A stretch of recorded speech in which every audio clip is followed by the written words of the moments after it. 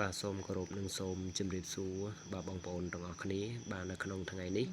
ខ្ញុំសូមចូលមកធ្វើការបង្ហាញបាទនៅលទ្ធផលតម្រុយបន្តហើយក៏ដូចជាចូលមកធ្វើការផ្ទៀងផ្ទាត់បាទនៅតម្រុយដែលខ្ញុំបានដាក់ណាបាទយើងនៅក្នុងថ្ងៃទី31ខែ7 2026នេះបាទម៉ោង 4:30 បាទសម្រាប់ ABCD ណាខ្ញុំបានឲ្យហុង7បាទ71និង84បាទហើយសម្រាប់ប៉ុស A បាទគឺចេញ98 A និងហូថ្ងៃនេះគឺ98ដូចគ្នាបាទប៉ុស B បាទគឺ82ប៉ុស C 25និងប៉ុស D បាទគឺ85អញ្ចឹងខ្ញុំឲ្យ84ទេឃើញថាលទ្ធផលជលរងនេះដែរបាទចូលរងបាទ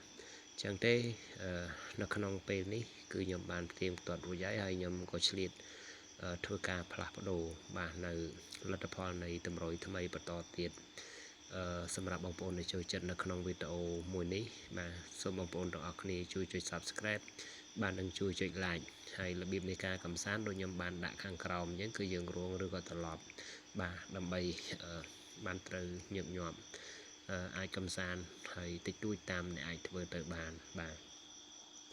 ចឹងនៅក្នុងថ្ងៃនេះគឺយើងឈានចូលទៅដល់ខែ8បាទហើយខ្ញុំក៏សូមធ្វើការផ្លាស់ប្ដូរបន្តគឺយើងផ្លាស់ប្ដូរខែ8បាទក៏ដូចជាថ្ងៃទី1បាទអញ្ចឹងចូលខែថ្មីបាទតែតម្រងនៃការកំសាន្តតម្រងនៃការដែលយើងកំសាន្តគឺនៅតែដដែលទេបងប្អូនគឺយើងរងត្រឡប់ដើម្បីបានត្រូវញឹកញាប់បាទអញ្ចឹងតម្រុយនេះគឺខ្ញុំធ្វើការលុបចេញបាទដើម្បីដាក់នៅលទ្ធផលនៃតម្រុយថ្មីបាទសម្រាប់បងប្អូនដែលចូលចិត្តបាទកុំភ្លេចជួយចុច Subscribe បាទនិងជួយចុច Like បាទម្នាក់មួយផងបាទដើម្បីទទួលបាននៅវីដេអូថ្មីបាទចឹងនៅក្នុងថ្ងៃនេះទី1បាទគឺខ្ញុំមាន57បាទទី2បាទគឺខ្ញុំមាន58បាទហើយនឹងទី3គឺខ្ញុំមាន43បាទចឹងនេះគឺជាលទ្ធផលនៃតម្រុយសម្រាប់ម៉ោង 4:30 នាទីនៅក្នុងថ្ងៃទី1ខែ8បាទសម្រាប់ ABCD បាទហើយបន្តទៅមុខទៀតគឺសម្រាប់ពហុបាទពហុគឺដោយសារតែថ្ងៃ31នេះគឺថ្ងៃសុកគឺរួមជាមួយគ្នាទេប៉ុន្តែដោយសារតែរបៀបនៃការគណនាគឺយើងអាចដាក់ខុសគ្នាទៅតាមABCD ក៏ដូចជាហូផ្សេងគ្នាដោយសារតែយើងបែងចែកល្វែងណាចឹងនៅក្នុងថ្ងៃនេះហូខ្ញុំឲ្យ07បាទ99និង23បាទហើយចេញ98អញ្ចឹងរួងទៀតបាទផ្ទាំង ABCD គឺចេញរងប៉ុសក្រោមមកខាងនេះគឺរងប៉ុសលើបាទឲ្យ99ចេញ98បាទដូច្នេះខ្ញុំសូមធ្វើការផ្លាស់ប្ដូរបន្តទៀតបាទនៅថ្ងៃខែបាទថ្ងៃទីខែ8បាទថ្ងៃទី1បាទចឹងទេសម្រាប់បងប្អូនដែលចូលចិត្តនៅក្នុងការតាមដានសម្រាប់តំបន់ហូបាទបងប្អូនចូលចិត្តកុំភ្លេចជួយចុច Subscribe បាទនៅក្នុងវីដេអូនេះម្នាក់មួយផងព្រោះថានៅក្នុងវីដេអូមុនគឺមានម៉ោង 4:30 សម្រាប់ ABCD ក៏ដូចជាម៉ោង 4:30 សម្រាប់ហូហើយនឹងម៉ោង 6:30 ផងដែរបាទអញ្ចឹងតេតងទៅនឹងពហូបាទនៅក្នុងថ្ងៃនេះទី1នោះគឺខ្ញុំមាន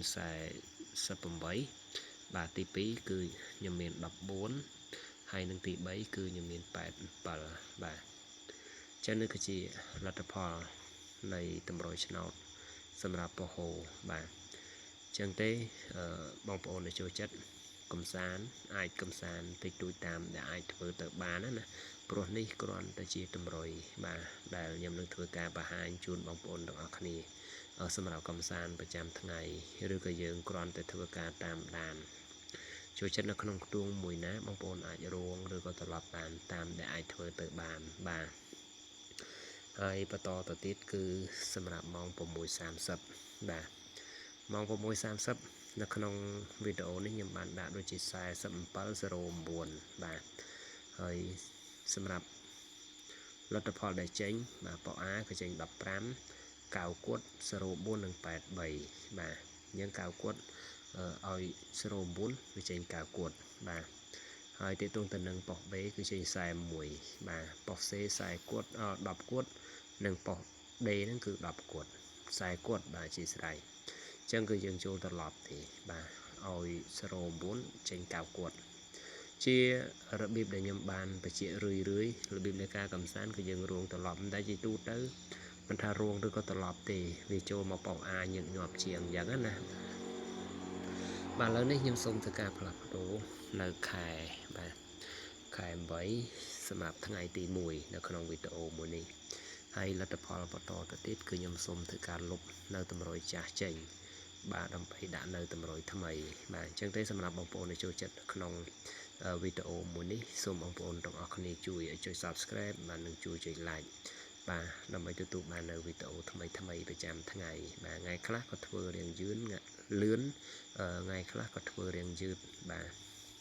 ដោយសារតែមេឃភ្លៀងឬក៏ពេលវេលាជាក់ស្ដែងហ្នឹងទៅបាទអញ្ចឹងទី1នៅក្នុងថ្ងៃនេះទី1គឺខ្ញុំមាន31បាទទី2គឺខ្ញុំមាន01បាទអញ្ចឹងសម្រាប់បងប្អូនដែលចូលចិត្តបងប្អូនអាចធ្វើការដកស្រង់បានដូចជា31និង01បាទអញ្ចឹងទេនេះគឺជាតម្រុយគឺមានទៅតាម ABCD បាទម៉ោង 4:30 ពហុម៉ោង 9:30 ក៏ដូចជា ABCD ម៉ោង 6:30 ហើយតេតូនទៅនឹងលេខសមាជិកបងប្អូនលេខសមាជិកនៅក្នុងថ្ងៃនេះខ្ញុំឲ្យតែ2គ្រាប់ទេសម្រាប់ម៉ោង 4:30 នាទីគឺខ្ញុំឲ្យ40 quạt 27បាទហើយឃើញថាចេញ25បាទអត់ចូលទេសម្រាប់ ABCD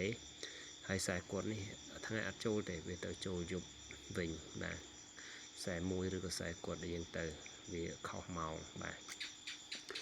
អញ្ចឹងទេលេខម៉ោង6តាក់ទងទៅនឹងលេខសមាជិកគឺដូចគ្នាទៅនឹងលេខនៅលើ YouTube បាទខុសគ្នាតែម៉ោង 4:30 ទេបាទហើយនេះគឺជាទម្រង់សមាជិកបាទ